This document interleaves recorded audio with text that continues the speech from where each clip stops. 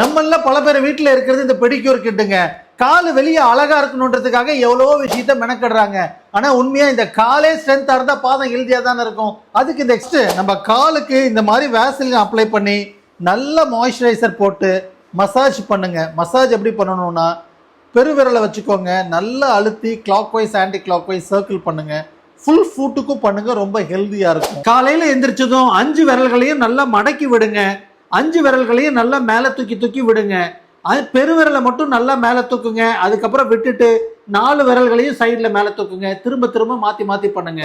அதுக்கப்புறம் பாதத்தை நல்லா மேல தூக்கி நல்லா டேப் பண்ணுங்க, சத்தம் வர்ற மாதிரி. குதிகாலையும் நல்லா தூக்கிட்டு கீழே சத்தம் வர்ற மாதிரி டேப் பண்ணுங்க.